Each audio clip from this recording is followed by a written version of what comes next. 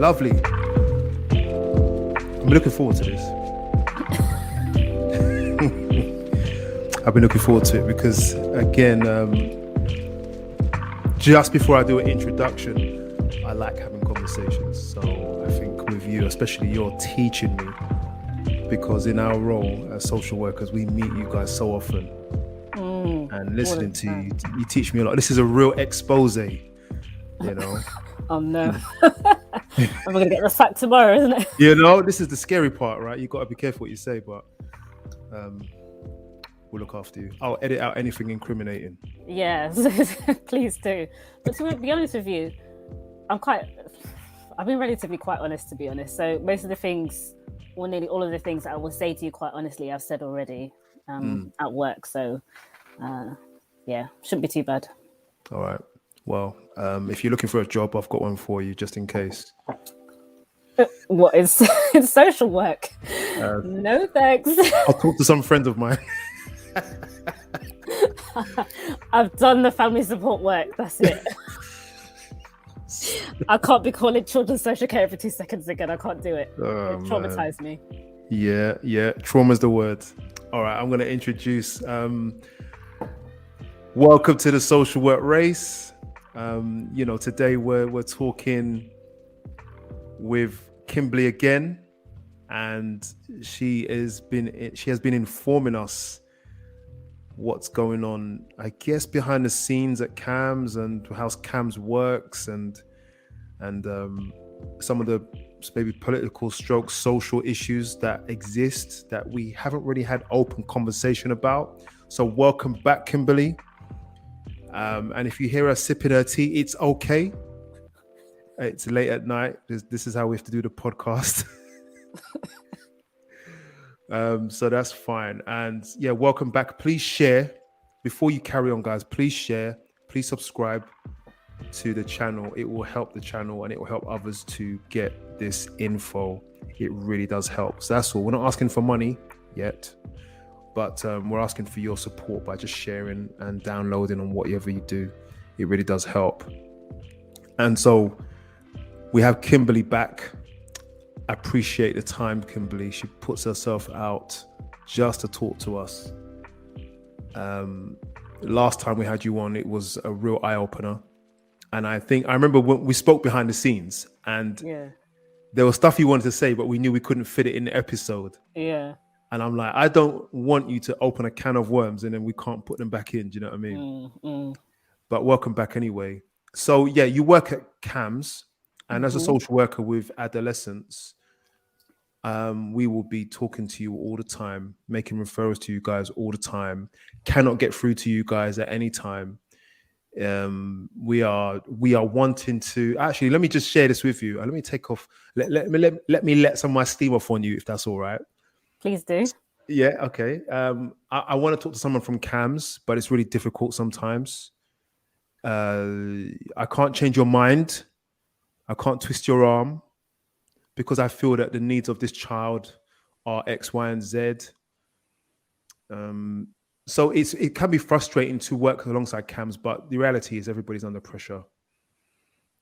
And this on this occasion, I think we're going to look at a couple of things. We're going to look at the systems that are connected to the assessment or referrals, should I say, and some, or at least one controversial issue around diagnosis. Is that right? Yeah. We see we could fit in. So thank you. So this is the thing. We have British values. No, how should we start this? Actually, no. Actually, you have contention, a little bit of contention with the systems that refer, the institutions maybe that refer to CAMHS. Let's put it that way. And what would that be? You know, it's just going to help me. What would that be? What would be one issue that you might have? Is it an issue? Is it fair to say an issue? It definitely is an issue. Yeah. But I don't want to be like, oh, okay, it's everyone else's fault and not CAMHS' fault. Do you see what I mean? Because I think the way how CAMHS positioned, I think probably every CAMHS clinician can appreciate and will say that a lot of the times we're quite unreachable Yeah. because of our long waiting lists and because of how complex situations are. And just remind us how long that waiting list is. It depends on the team, depends on the borough. But for Islington, where I work, for an autism and ADHD assessment, I'm going to speak specifically on autism because that's probably more common. At the moment, it's up to 2 years. So we'll say up to 24 months in the letter, but it's 2 years basically. Yeah. Which is ridiculously long, because for some young people, by the time they've reached the top of the waiting list, they've gone from primary school to secondary school, and loads of things have changed. So I hate delivering that news to parents. I really do. It's horrible. It's absolutely awful. Yeah. But that's the waiting list at the moment. And then for like the therapy waiting list, so if you're referring a young person for anxiety or depression, they go to a different team. All right. And that waiting list is, I think it's less than a year. It's about 6 to 9 months, depending on the professionals that the young person is going to be seeing. So, not as long as autism, but too long still. So then let's take it from this angle. A school, you may get a call from maybe the SEN lead, I don't know, and they have concerns around a child. Yeah. What are you picking up? Some of the things that you're picking up from these referrals that can be a challenge, that makes it all a challenge.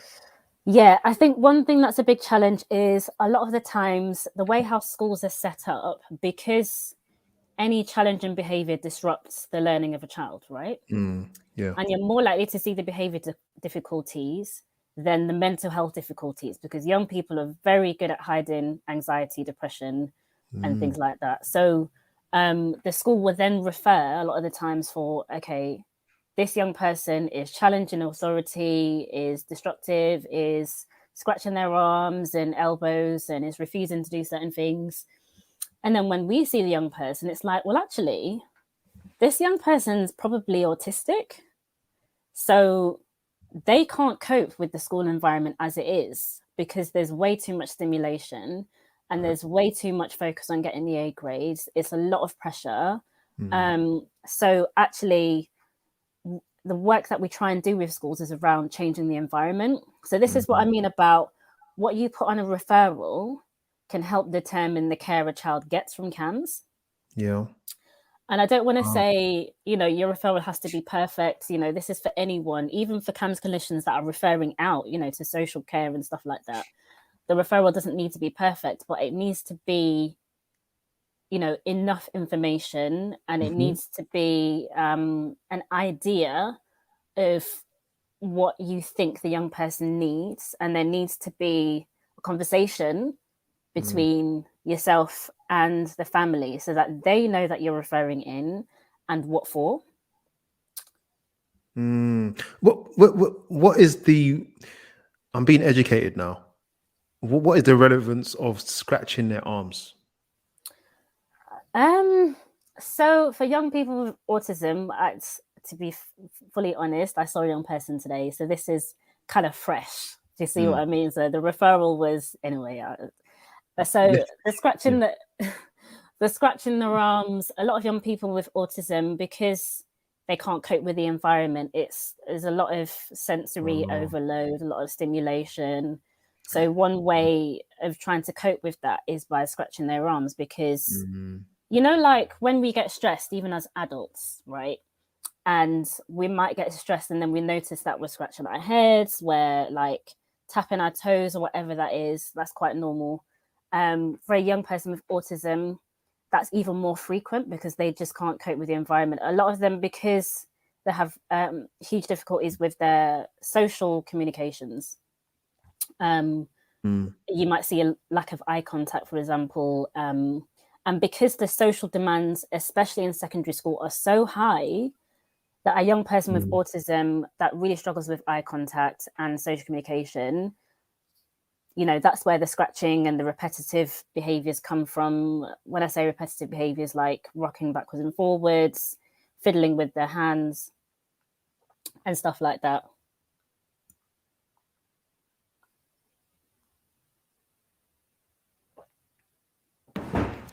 That was the oven. Oh, I was like, did you want me to continue? I'm confused. That was the oven. The alarm. I put an alarm on it, and oh man, so I had to run out and go and get that. But it's sorted Oh, no now. worries. Yeah, it's cool. This is the reality of podcasting. We're not in a special office somewhere. We are at home. Well, you can speak it into your life, Curtis. You will get a podcast studio. This is the plan. This is the Yeah, plan, man. and I'm happy to work with you as well. Yeah, man. Yeah, we'll rule the world. And the thing is, with regards to the type of referral, well, the nature in which, the manner in which a referral is written, what is your concern with that? My concern goes back to the whole behavioural stuff, because if you're referring a young person for, to a mental health service, and all you've described is the behaviour difficulties, right? Right. Then so I'm speaking specifically to schools more like, and how we can help schools make really good referrals. I think it comes back to the ethos of the school a lot of the time. Sometimes, especially private schools, there's a lot more pressure for young people to Perform. perform and get the A grades and stuff like that. I see it over and over and over again. Yeah. But yeah, no, that's one of the challenges is coming from the referral is, sometimes it's not even just the referral document, it's the emails afterwards. So for example, I had a young person that was referred in, and I was asked to see this young person for an initial appointment. And so because the school had referred, we normally let the referrer know that we're offering an appointment or offering a therapy or something. Right. So I let the referrer, i.e. the school, know. And I said, I spoke to mum, seems to be lots of problems at school. Just wanted to let you know that we're going to see this young person next week, whatever. So the school emailed back and said, yeah, being really defiant in class, we're going to speak to her about the expectations that we have for this young person at school. And your problem with that? My problem is that there's so much focus on the behaviors and not enough on the what's underlying that, because this young person isn't scratching their arms and refusing to do stuff for nothing. Do you know what I mean? So hold on, you're the specialist. We are if I was a teacher, those are the symptoms. I think that this behavior is put down to their learning needs or behavioral needs. Maybe I don't know if you manage behavioral needs, but at least we think that we suspect there's something wrong. So we're due diligence. We're going to make a referral to CAMHS as we do. Yeah. It's protocol. What do you want me to see as a teacher? Or a key worker that you know about, because you are trained? How would I know that there's more? Because all I'm seeing is the quote unquote bad behavior. Yeah. I think it comes back to the conversations you have with the family. Right. Because if there's limited conversations and then you're just seeing the challenging behaviors and then you refer to CAMHS, and then we just see, they're struggling with the behaviors, but then we see the young person, actually there's serious mental health difficulties or autism or ADHD. This is why I want to come back to systems, because certain systems are built on, the education system is built on young people. If they don't get an A grade, then it's not good enough, So then it puts pressure on young people to perform, but actually the mental health needs to be prioritized, because a young person can't receive an A grade if they're going home and there's, things going on at home or there's autism. On the other hand, I've seen very perfectionistic young people coming into our service. They're really struggling because anything less than an A star or A star is not good enough. And I see that time and time again. So and the impact. What is the impact of that? When you have this expectation that anything less than perfect is not good enough, that means you have to reach that expectation every single time. Yep. So with a young person that is very perfectionistic, they have something called rules, right? So if I'm perfectionistic, my rule is if I don't get a perfect score or an A star on my paper, then I'm not good enough. Or if I get A stars for every subject except for maths, for example, if I get a B grade for that, then that's not good enough. And it breaks up my rule because now there's something that looks imperfect on my record. Do you see what I mean? So, but the problem with that is that because the expectation is so high, you know, for the rest of your life, you might not be able to achieve that expectation. Yep. And expectations change all the time.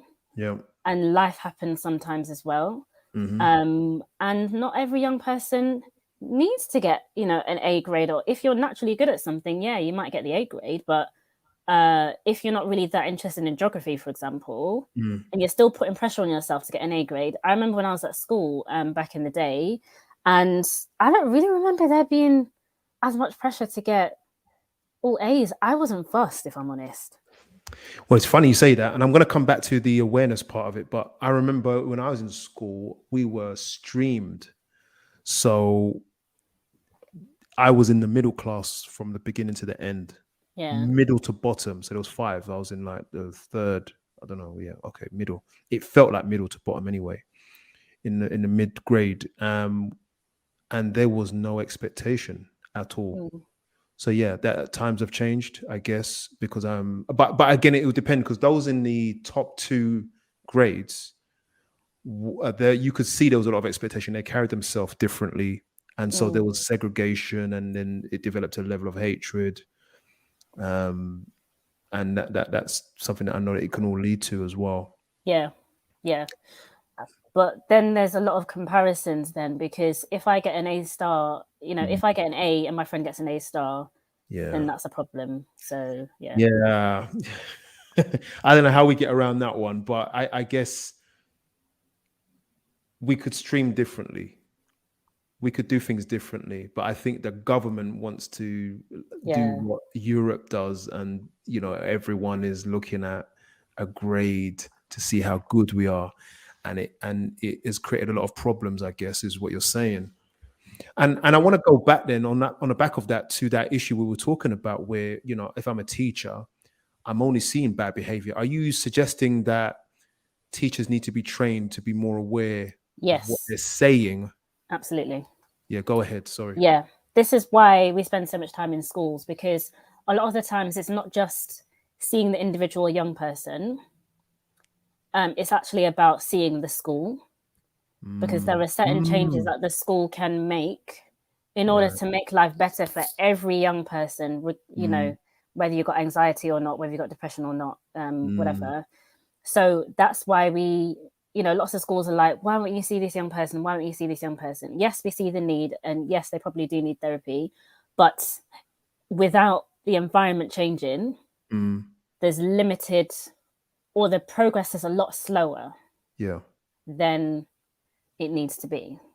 You know, it's interesting. We recently had a team supervision, and I mean the whole of the adolescent team had a discussion, stroke training, stroke supervision on the topic of language in assessments. Yeah. And so obviously you're given samples, and it's like we had to discuss. And then when we went into our breakout rooms, we discussed, how can I put it? We discussed language. And although there was one sample that we had, which was just probably had one kind of red herring in there, but it made you think, oh, how am I speaking or writing this? Obviously, the parent will read this, the child will read it. And with all the presenting issues that the child might bring, let's say you have a high-risk child who's presenting a lot of behavioral challenges. How do you write this in a way that doesn't make them feel worse afterwards? How might they see themselves afterwards? But you still have to say what the issues are.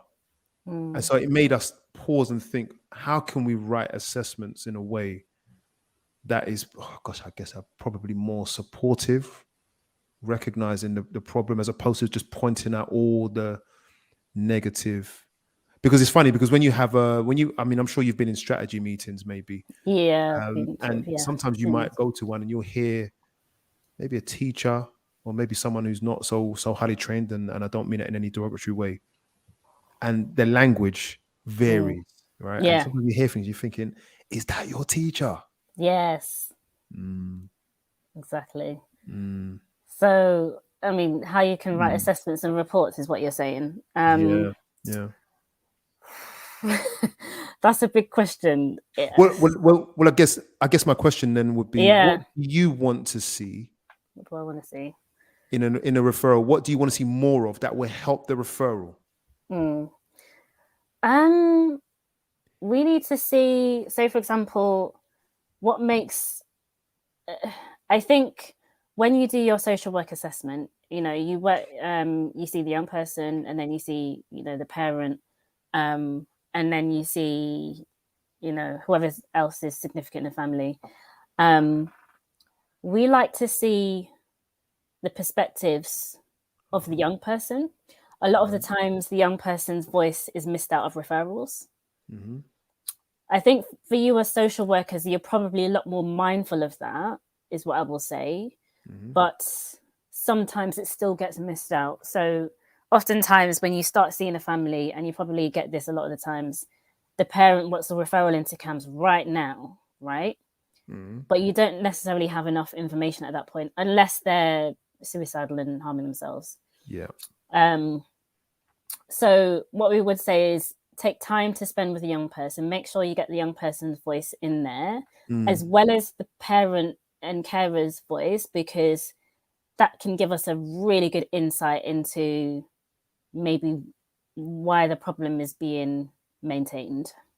So yeah, include those perspectives, I think, and Mm. just give your idea on what you think could be the problem.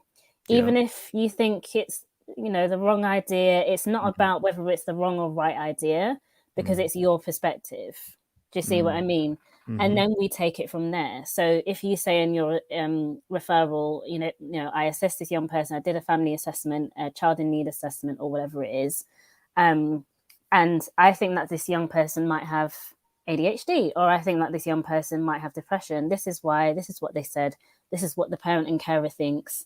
I've spoken Mm. to the school, blah, blah, blah. What do you think? We're going to refer into you, right? And I would say that's quite a good referral, because you're saying, a lot of the times we get referrals and there's no kind of, this is why I'm referring. You're just describing you're just describing what you see, and Yeah. there's no kind of at the end. I am referring specifically because this young person potentially has anxiety or ADHD or autism. Mm. Does that make sense? So I see this time and time again, and it makes it more difficult for us to figure out what So, you so, want. so you want me to refer and include at least what I think is the problem? Yeah, Yeah, I'm referring on the back. I think this young person has oppositional defiance disorder. yeah, Be very yeah. clear for you. Okay, that Even helps. if you're just wondering about it, if you put on a referral, I am wondering if this young person has ADHD. Right. I am wondering if this person has depression, because a lot of the times we might not necessarily know. Like you, as social workers or teachers, or Mm. whatever, you might not necessarily know that's why you're referring in. But if you Mm. say, I am wondering that this is the thing, because if Right. if we don't have a clear idea of why someone's referring in, Yeah. it takes us more time to then, okay, we need to contact you guys now, and Mm. then we can offer the appointment to the family, and then that can Right. take time. So we're Yeah. slowing it down or obviously by not being, I guess, clear enough for you. And Yeah, I and it's mean, interesting. I would have to have conversations with someone from CAMS to know what you mm, wanted. To be honest. do you know what? That's a really good point, and maybe that's something that you can pose to your team, because, Mm. yeah, that would really, really help. That would really Mm. help. Yeah, See what we can do. See if we can draw yeah, you in. Different hmm, borough. See what we can do. yeah. Um, this is a final one, and it might sound like the same question as before, but are there any questions that you want us to ask a family? Are there any really helpful questions Okay, the first one is, what do you think could be the problem? to the young person? Yes, Oh no, and sorry, to the sorry. Say parent. that again. You want me to ask what? Sorry. To the young person and the parent, what do you Right. think could be the problem? Ah, sweet. And I tell you, that is I say this because that is probably one of the most important questions that you can ask a family. Right. And it's really profound. The reason why is because I would say the mental health system and lots of different systems have a history of doing things to young people and families rather than with young people and families, right? Wow. So you might get a GP referring saying, I think autism, without there being a description above saying, the parent or young person also thinks that there might be autism, Yeah. right? So that is an incredibly profound question to ask, also because different families from different backgrounds have different beliefs about health and mental health. Yeah. So if we then say to the family, your young person has depression, even though it might be quite clear to us, and yes, that young person may well have depression, but the parent might not agree with that because in their culture, depression doesn't really exist, right? So that is such a profound question. I think sometimes you have to gauge it from where they're at as well, because some families, I'm sure you've been to a lot of chaotic home environments and stuff like that. And then you need to kind of, take the young person away and just have a chat with them and stuff like that. Right. So you kind of have to gauge it where they're at, because sometimes you might already have information from the school. And if you do, say the school has said to you, oh, okay, this young person is challenging behavior, might be depressed or whatever, then that might be up to you to say to the family, what do you think about the information? Right. Because they might not agree with that. And that helps make the assessment more efficient when I say, this is what the family thinks. Yeah, exactly. And it makes it a lot more collaborative. Do you know that I did not know that you were so dependent on this type of information? Initially, I thought that you would just do all of that digging yourself when you meet the young person. But this is, again, we're not necessarily working collaboratively. Me making a referral isn't necessarily collaborative working. It could be just form filling. But actually, we are really working together. I guess that there's a distance between myself and the CAMHS referral and the CAMHS worker. I don't know what you would call yourself, the assessor. There's a big distance between us. So I guess I'm ticking a box, but I did not realize how much you depend on our digging. Yeah. Yeah. I really appreciate that. I guess, is that all the questions you have? Because I want to move this on to another part of the topic, but only after you, unless you have anything else to bring on that. I would say that's the most important question. I think a lot of the questions that you already ask are probably very helpful, and you kind of have a good idea from, a social work assessment. It's different from a mental health assessment, but it's very similar at the same time. Yeah. Because we also have to think about how they're doing in school, how their family is, what the family makeup is. And a lot of the times you as social workers offer up so much helpful information about the family background. Right. So I would say, if you want more tips on questions, I can definitely give it to you, but that's probably the most important one. Lovely. Perfect. And you know what? This I think this might move us on to the other side of things, because the way that probably we interpret behavior and presenting issues can be subjective. Yeah. And this is the box that we didn't want to open up last time. And I have been anxious to talk about this. Open it. It's opening. We're not holding back. And what are you seeing, and what is your concern around the subjectivity of assessments and perceptions and demographic? What are you seeing? My main concern has always been about, since I came into CAMHS, I came in nearly 5 years ago now, and before that I was in family support, a bit, stepped down from social work. So first of all, as a family support worker, I saw a lot of real stuff. Do you know what I mean? Like you don't see in the CAMHS clinic, right? Mm-hmm. You're on the street, you're in people's homes, and you see it right there, right?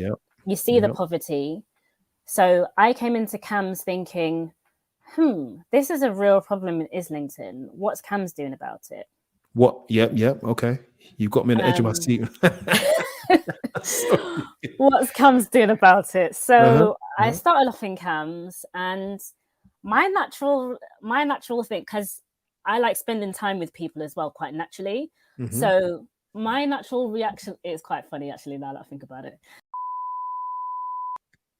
Right, yeah, you need to edit that.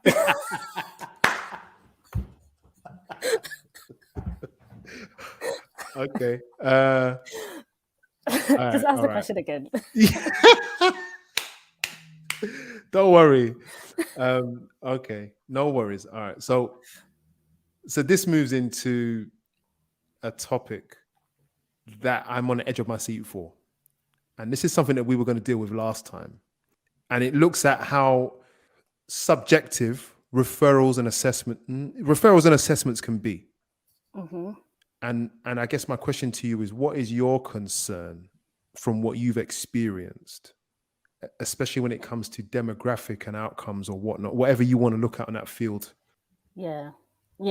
I guess when I came into CAMHS, I realized that there were lots of young people that weren't being seen, and from particular, demographics. So I might have mentioned in the last podcast that you tend to see lots more, for example, Black young men and women in inpatient units than in community services, where the problems are less severe. All right, mate, let's make sense of that. Sorry. So you're saying Black people end up in secured or type of units more so? Yes. As opposed to their white counterparts who tend to be in more in a community-based support. Mm-hmm. So I threw this at you last time, just to help people be clear on the issue. Well, maybe Black people suffer more from a particular type of mental health. And you answered that question by saying not necessarily. It's and then now you're moving on to the whole what might be behind it. Yeah. Yeah.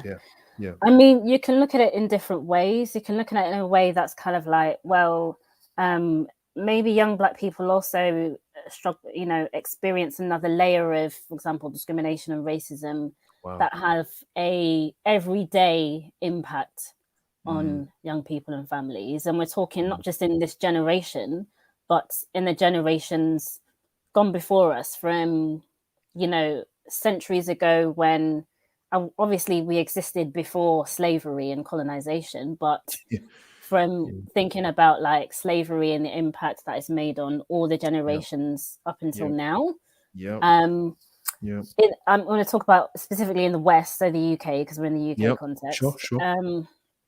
So and I think there's that might be, so you could say to an extent, young people are maybe struggling a little bit more than their white counterparts.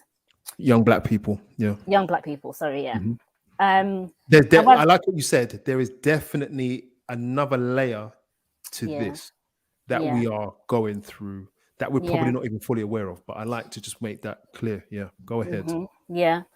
So the problem with that is that gets misunderstood, miscommunicated, and I know misknown isn't a word, obviously, but just misunderstood. Lots of people walk around thinking racism doesn't exist anymore. So in the systems, therefore, say, for example, a school might see a young Black boy and says, he's got challenging behavior, or even, this young person has depression, and say, okay, you need to see this young person. Say to CAMHS, you need to see this young person. We probably do need to see the young person, but there tends to be limited acknowledgement that there's something in the systems that is leading to this young person fighting back or challenging, authority and stuff like that. So maybe you need to kind of acknowledge that a little bit more, and acknowledge that actually maybe this young person sees that he doesn't have any teachers that look like him. And the students are being racist towards him on a, low key, and the teachers aren't noticing it, or they're just deciding not to notice it. So that means that a young person then becomes quite angry, rightly so. So then we get referrals saying, you know, this young black boy is angry. Are you seeing this? Oh yeah.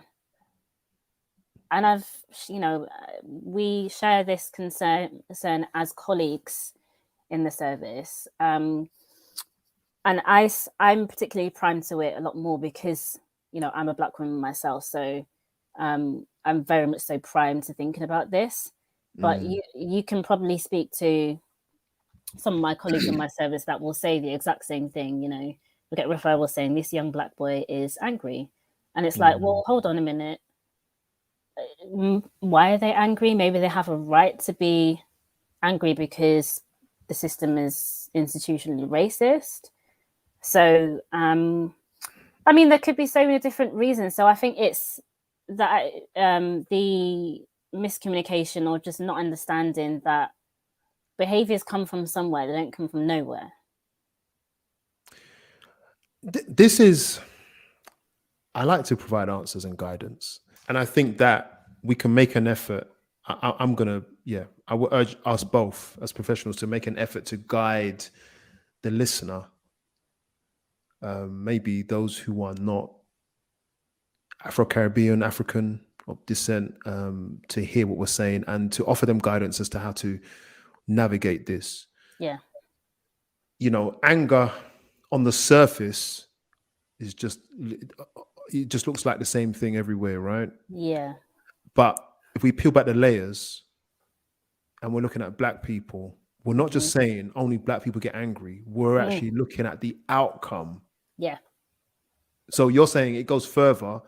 They tend to end up somewhere else in the mental health system. Yes. But oftentimes that comes through the route of the criminal justice system.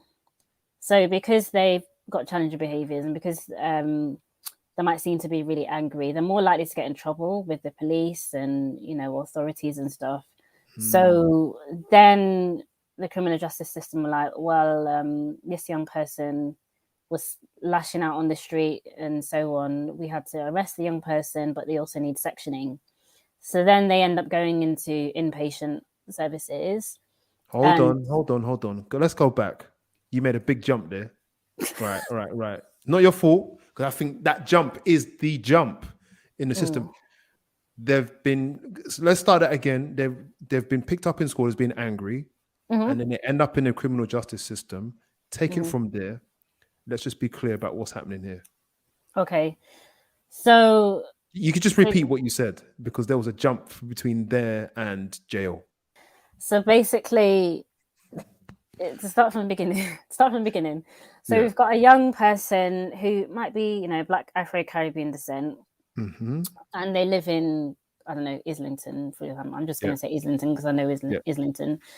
And then they are experiencing a lot of racism within systems. So what I mean about that is they're not seeing people like them as teachers and head teachers in school. So then they feel like maybe they're not good enough, or they can't aspire to be certain things, like whether it's a psychologist or a head teacher or something like that. And then what happens is that has an effect on their self-esteem and self-confidence. So right there, thank you very much. You have plugged that gap of knowledge, because it doesn't make sense at first, but you've now helped us understand that there's a critical race issue. Yeah. Go ahead. Sorry. Yeah. I appreciate it. So because it has an effect on their self-esteem and confidence. And I also just want to make the distinguish between the distinction between the distinction between males and females. For example, you know, a young black male is more likely to be seen as angry than a young black woman. And I want to distinguish young as well, because it changes when they get older and become adults. So because a young person, a black male, and just in general, we tend to see that young men are less likely to talk about their emotions. They're more likely to, it's going to come out in their behaviors a lot more. So then this young black boy gets angry. And then what happens is, because this young black boy is getting angry, the school are now telling off this young person, you need to do that and you're not following the rules and blah, blah, blah. So then, because this young black boy already has issues with his self-confidence, that means that they are interpreting the teacher saying you need to behave as you're not good enough, right? So then they might start giving up in school, which means that they're more likely to turn to what you might call antisocial behaviors in the world of social work and whatnot. And then they're more likely to get in trouble with the police because, if they start selling drugs or whatever it is, getting involved in gangs. And then once they get in trouble with the police now sees them and is like, okay, I'm going to arrest you. And then they might send them back into the community and be like, okay, now you've got an arrest on your record. But then now this young person's confidence is even lower because now they have something on their record. So say, for example, if they're really struggling with their mental health and they're less likely to say, I'm struggling, then it's more likely to come out, say, for example, on the street. They might start lashing out, for example. And then the police now then thinks, well, actually, maybe this young person needs to be sectioned because this young person is now really struggling with their mental health. But all along, the systems have missed the point because this young person isn't just struggling with their behaviors for the sake of it. There's something that's got missed early on in this young person's, journey of self-confidence and becoming themselves. Once it's targeted early on enough and understood early on enough, you're more likely to see, or less likely to see this young person go down the criminal justice route. Does that make sense? So then that's how they end up in inpatient units quite a lot of the time. Well, then I'm going to summarize it and say they're ending up in units more often because of the perception of the referrer, and that could be the police or the school. People, the professionals there is a gap in their knowledge. And that's why I always want to come down to the system and not just the individual referrer, because the individual referrer, it is based within a system that says, okay, young black men are more aggressive, for example. That's an assumption that's made about young black men. So then that referrer is like, oh, okay, because this is what the system says, now I perceive it, and you're more likely to see that. So, and that's where the problem kind of lies. So that's why I don't want to come away from this thinking, okay, social workers, you need to do better at your perceptions, and teachers, you need to do better at your perceptions, because they're doing, what the system is grounded in. What's interesting? I just did a podcast on this, why white boys might not be doing so well in education, and I'm thinking, and my conclusion on that one, which has just been literally about half an hour ago, just released that podcast. It was looking at, and also I had another podcast about why some demographics are not so valued when it comes to murder and missing people. So only certain faces will show up on the news and so forth. And then there's recently a young lady was murdered, I think, in Ireland, and everybody gets around in the town center and says we're going to mourn, and you don't see that for all the other ethnic minorities that we know are murdered almost every week. And my thing is, because we don't have all the answers right now, but what we do know is that not everybody wears the same set of lenses for the same child. And so when we see the same behaviors, we interpret it differently. Oh yeah, definitely. Which is what I'm picking up from you. And I might be right or wrong, but this is my thoughts in that. Actually, let me tell you my conclusion that I drew to kind of help inform. My conclusion is this: when judges sentencing black boys harsher, for the same offenses, or black men. When teachers are telling off a child, white teachers typically, police, when they get involved, I think what they see is their child, or they see themselves. And this is in psychology, the in group, out group.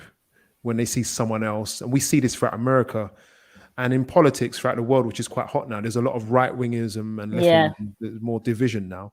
And I think people are just looking at the next in-group features. Yeah. So I think when they see, because I worked in a borough or a county out of London, and I just saw a difference. And the white boys would turn up to court, they'd cry, they'd wear a suit and a tie. The black boys won't do it. The black boys won't do it. They were, quote unquote, angry. And I could see the disparity in sentencing right before my eyes. Oh gosh, yeah. Because it's all about perception. Because they don't see their child, they see someone else. That's my take on it. But go ahead. What was you going to say? Sorry. No, I would say I agree. Yeah. And I think that if we're writing assessments, or like for you now, you will receive assessments. You're probably noticing, I'm speaking for you now, if I may, you're probably seeing a difference in the way that they're written. Yeah. And we're seeing that people are subconsciously unaware of their own personal bias. On the matter. Yeah. Definitely. I mean, I can't say that I have full overview over all the referrals that come into our service. I think that will be really interesting to see. But certainly in the research, when I did my master's degree, it was really interesting, because I know I mentioned last time that I did my master's in, it's a really long title, but basically looking at culture and mental health. And there was a real emphasis on actually thinking about, well, we need to consider everything in its cultural context, right? So what I mean by that is the social context, where was this young person born and raised? Where was the parent born and raised? What's the immigration story? What language do they speak? What are their beliefs about health and mental health? All of that needs to be acknowledged, especially when we're working in the West, in the UK. So absolutely. Yeah. So all of that, because systems in the UK and in the West are focused on Western beliefs, it's not necessarily always acknowledged that there are people living in the UK that have different beliefs. And, unfortunately, Western society tends to look down on those beliefs. I'm going to talk about coming from a faith community as well, like growing up in church as a Christian, and me, a lot of the times in the faith community, for example, there's the thing that is, okay, just pray about it. If you're stressed or whatever, you're experiencing depression, anxiety, just pray about it. And we're trying to challenge those assumptions, but at the same time, the systems also need to acknowledge that those beliefs are there. And they're important, and they can have impact and so forth. But and they've served a purpose, even though we might not think it's a great purpose or whatever. But also to acknowledge that there's, lots of young people value being part of a community where they get together and you make friends and you do fun activities and whatnot. So, I don't know if I've led on to something else now, because I kind of got lost in my thoughts. You see, this is what you do, but you keep opening cans of worms. I keep opening cans. These are really interesting topics. I mean, Yeah. You're actually opening my eyes to, yeah. You know, there were times when I'm writing assessments and I'm like, I'm using a lot of theory here. I'm thinking broadly. And then I talk to Kim and I'm like, I'm so narrow-minded, man. I've still got to open my mind to what's going on and how complex this is. So it's really helpful. Don't worry. I mean, it just means that there's a part 3. Do you know what I mean? Yeah. Yeah, there's a part 3. There's a part 3. More cans of worms. Yeah, that's all good. But I thank you. I just wanted to summarize. I mean, I guess just to be clear about what we've looked at today, we need to be more conscious about how we refer and the language we use, and the fact that we are assisting CAMHS with the Yes, you are. referrals You massively are. Yes, when we provide massively. all that info. And then secondly, we have to be much more conscious of our perceptions of behavior. And I think to be fair, because I don't like you pulling a race car, but to be fair to minorities, because their outcomes are completely different Yeah.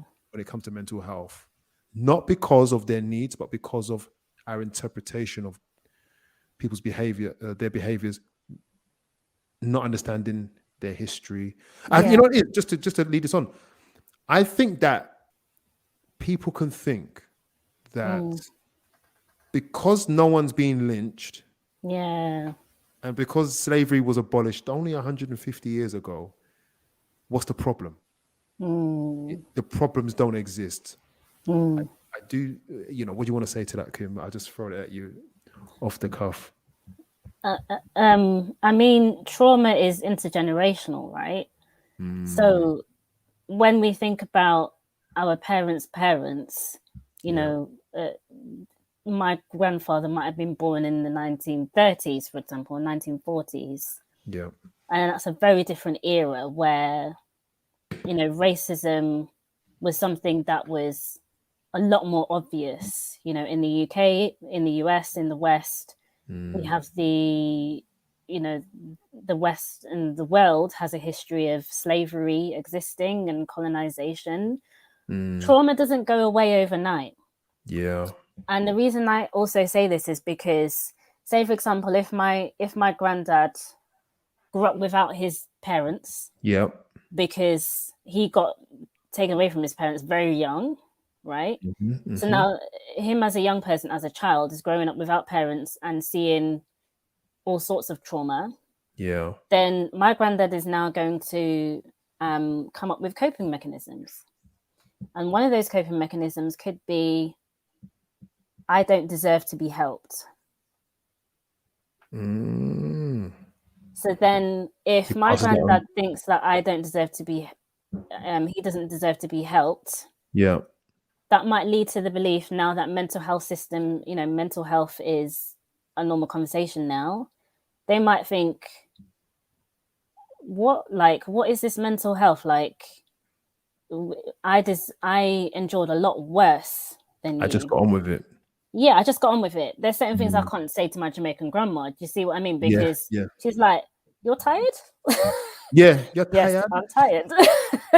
Exactly. So it doesn't go away overnight in that sense, but also in the more scientific sense, in the genetics, right? Things can be passed on through the genes. Traumas. And certain, we call it epigenetics, the interaction of our genes with the environment. So if there's certain sensitivities coming from a parent already in our genes, and then that interacts with the environment around it, you might be more likely, say for example, a young person might be more likely to experience anxiety because their parent experienced anxiety, and they're more likely to respond to certain things that causes them more anxiety, if that makes sense. And So, the system isn't prepared to build itself around this kind of knowledge. We'll look at it and study it, but we don't know how to address it in everyday life or institution. We are really responsible to address stuff like this, but we don't know how to build a system around it. Yeah, and I think to be fair to some systems, like the way how governments are, and because the problems have gotten a lot more complex, we tend to react rather than, what's the other word? We tend to react rather than respond or prevent, should I say? So, lots of teachers are running around stressed, and I can definitely appreciate that. It's a tough job. Yeah, it's a tough job. You're looking after 30 kids, and there's a lot of pressure on the teacher to get certain outcomes from the kids, right? So we definitely appreciate that, and I think then it means that the teachers don't necessarily have the capacity to think about the young person other than they have behavior difficulties because they're so stressed out. They don't have the space. Yeah. So and I'm sure similar things go for you guys as social workers, because I remember having that same experience as a family support worker. You're running around trying to get assessments done in a deadline, And then that means you don't necessarily have the space and capacity to really think about the mental health and the needs and the systems and stuff. So it's just to say, like what you said, this problem can't be solved overnight. I think it is getting better.